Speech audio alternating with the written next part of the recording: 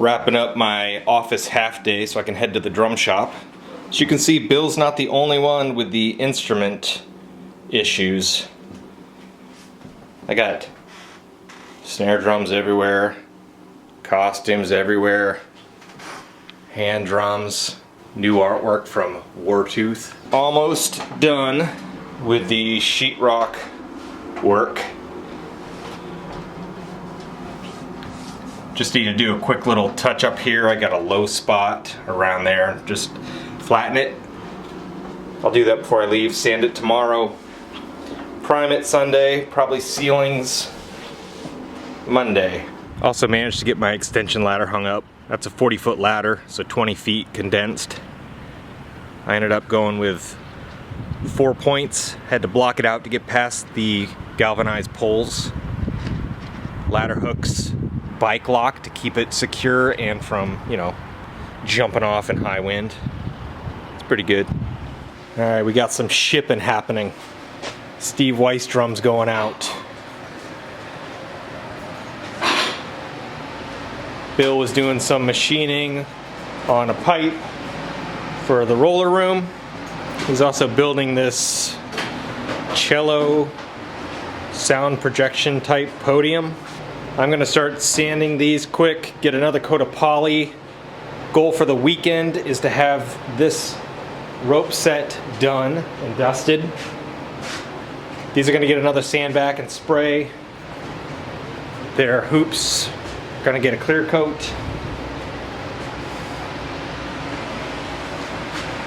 Working on the roller room. He found more squeaks.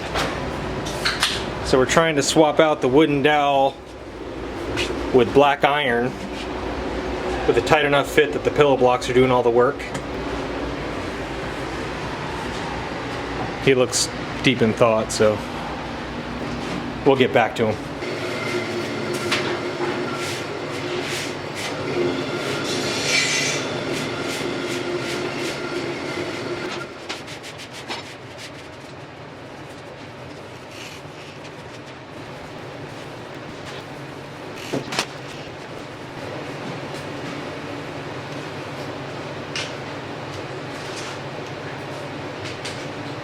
We got it to where the gear train wasn't rubbing against that block of wood. Oh, yeah. Right, because that's why you opened that. Yeah. Yeah. Sweet. Yeah, that's way better.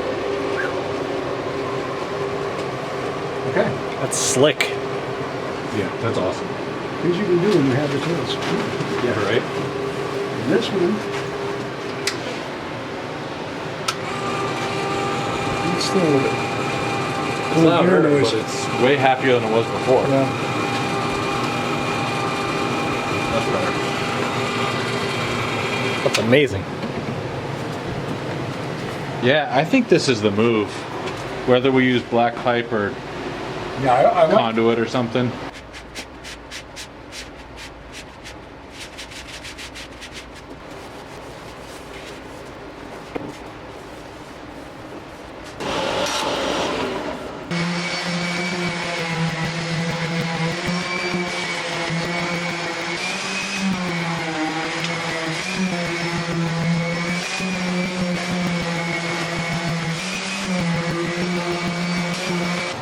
You want to tell the fine people what you're working on here? It is, I don't know what it's called. I'm going to call it Cello Plinth. Basically, it's something for a cello player to sit on top of when they're playing a solo with an orchestra. Cello is a pretty popular instrument to have a concerto or otherwise solo with large ensemble, but they're not nearly loud enough. So the idea of this is you sit on top of here and the cello end pin goes directly into the wood, and then this acts as a big resonator for the cello. So it's just with no amplification, just acoustically louder in the hall. Do they usually have F-holes, or was that your touch? That was me. The ports around the front. Looks like a fancy workbench. Yeah. So those ports, like that's what they're supposed to have those. That's a thing. I just put the F-holes in because I thought it would look cool, and also maybe it'll direct some sound up to the player. Honestly, probably not. It just looks cool. but the ports around the front should help to amplify the sound of the instrument out to the audience. Cool. Never made one of these before though, so we'll see what happens. And over here we're trying to clean up the leather ears for the Minutemen drum with saddle soap. First time use. What do you think? So far so good. It looks like they've been here for about 30 years, so we'll see if we can get 30 years worth of dirt off them. Oh, there's one that's not glued. I bet we can glue that one. Yeah, we're not getting paid to glue them. And here, got Sparky punching out a set of ears. And we're timing him, so we're going to leave him alone.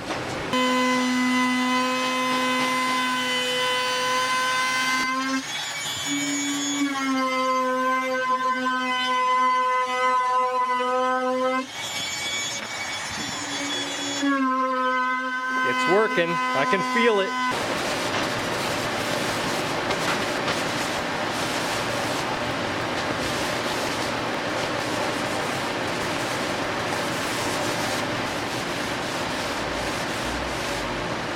I think we just cut it off. Yeah, you can probably do that.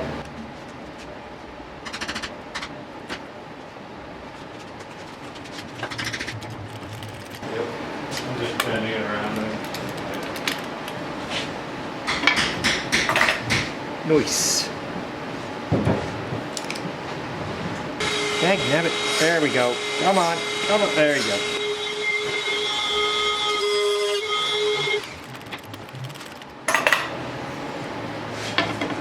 Woo! It's almost like I know what I'm doing.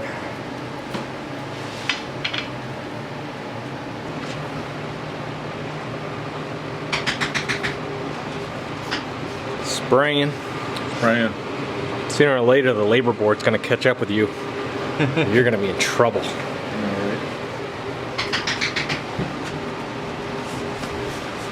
I've got to polish 60 of these for the rope tension kit. It's fine. Just go quick. I'm not crying, you're crying.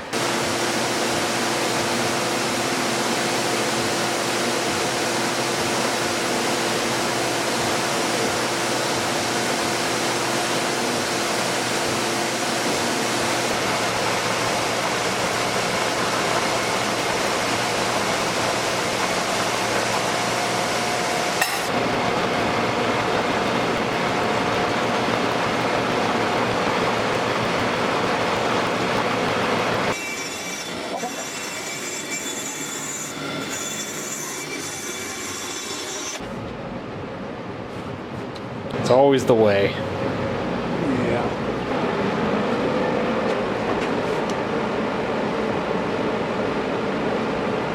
Hoop hooks totally look black from this distance. I know. You gotta get up close to see the color in them. So we never found 1224 T-nuts, but Bill had a pile of metric tension rods. And metric T-nuts are available on McMaster Car. Yeah, so we were able to do that. And the metric tension rods came from what? Some old MIJ kit? Probably. Can you still buy them? Yeah, you can get them. They're kind of, well, last time I looked at Drum Factory Direct, they were kind of expensive. But, yeah, I mean, you can definitely get them.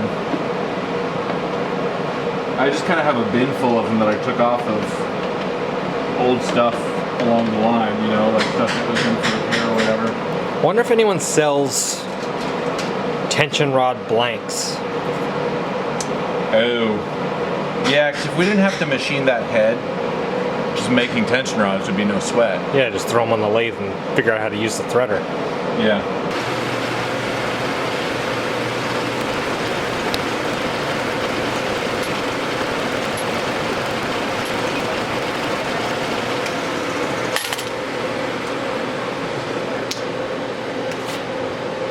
Oops. A frame with a sweet lathe lubrication chart that Jim. Oh yeah, I was thinking that too. That'd be sweet to hang right above the lathe, Yeah. which we should move someday. Yeah. I polished 60 hooks without a single triple P. Single triple P. Yeah. Ping, ping, ping! Oh. I'm very familiar with the triple P. I kept thinking when you were doing that, if that was me, I would already have 3 or 4 under the lathe. Yeah, usually. Spent all that time polishing these hooks, and what's he do? Throws them in a bucket of acetone. That is what you do after you polish things. They're shiny, and we're gonna make them more shiny. Clear coat to keep them shiny. Yeah, with a little metallic flake in because I'm fancy.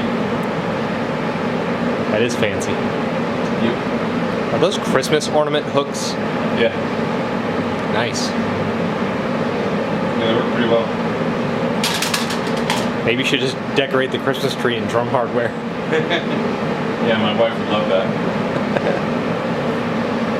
Actually, I don't think Ruth would mind too much. My daughter might have something to say about it though. So we are making the push to complete the rope tension kit.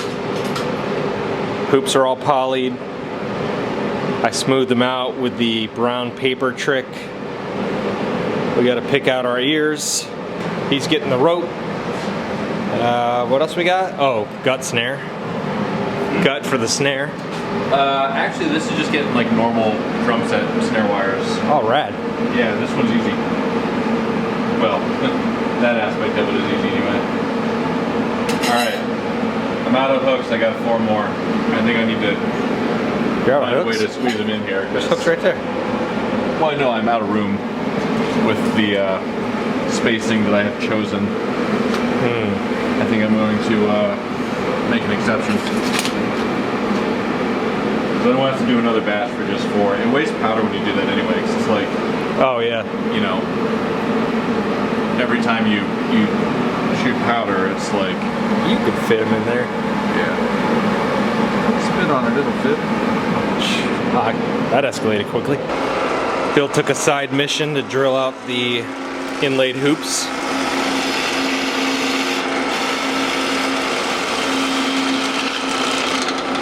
Basically, we have our fingers and toes crossed that he doesn't put a catastrophic dick ring on them. Yeah, which is a distinct possibility.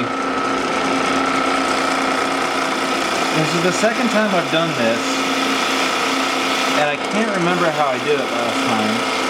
I thought that I'd, you know, got the hoop, got a finish on it with the inlay in it and everything before drilling, but as I'm thinking about it, I kind of don't think I did it that way last time. I can't really remember how I did. Like, I feel like I must have put the wrap on last and drilled, like, gone back and drilled it out. But That seems like a terrible idea, especially with double-sided tape. yeah, it is a terrible idea. So,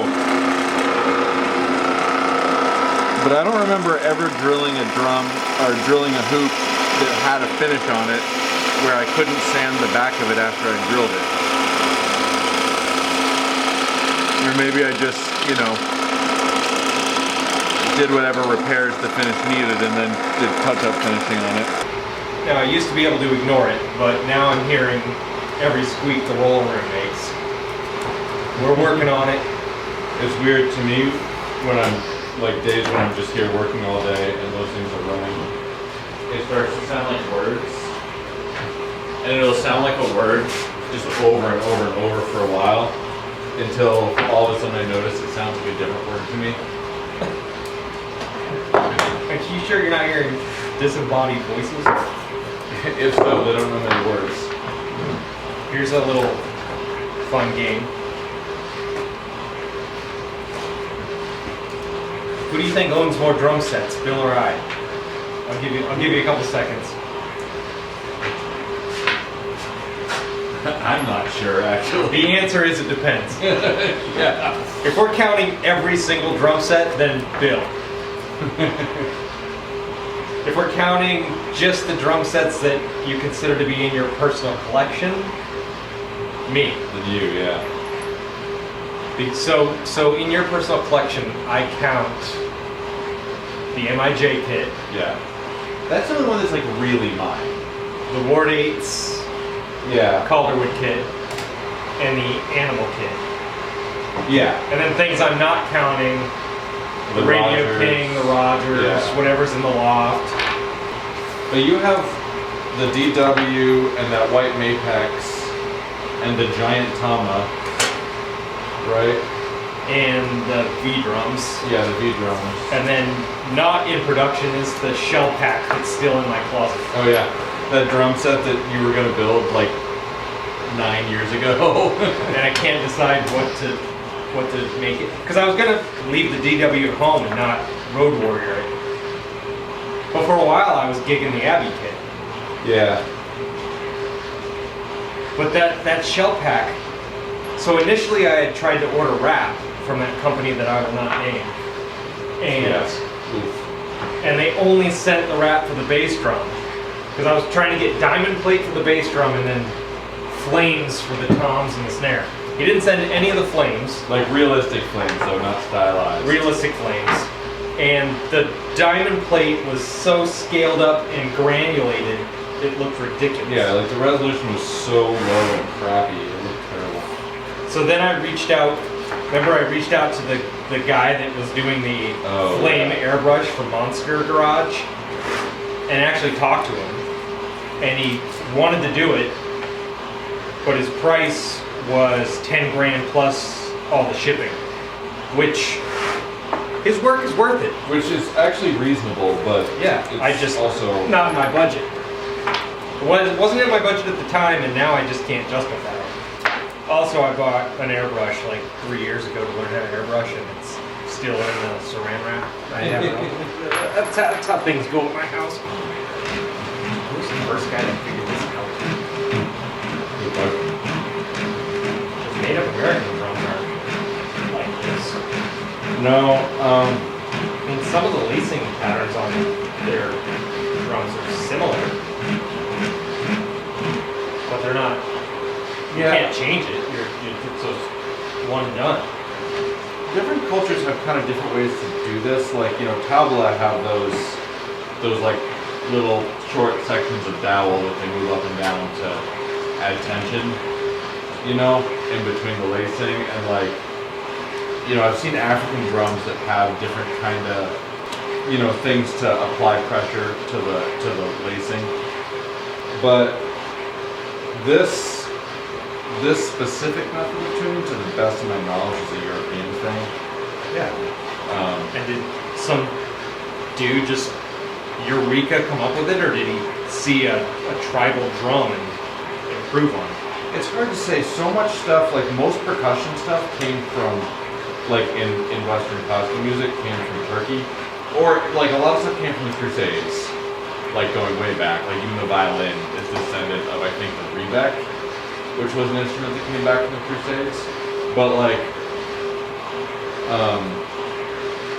yeah, with drums, I don't know. I don't know if it was like a European drum maker innovation, or if it was related to like something somebody in Turkey was doing with a double, or something from the Crusades. I don't know. All the history books that I've read about this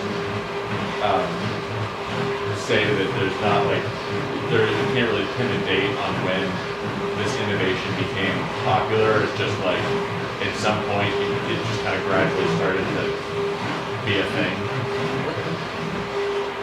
A history book that doesn't outright give the credit to a European? I know, right? The old we won the war, we get to write the book. Yeah, his story. Right.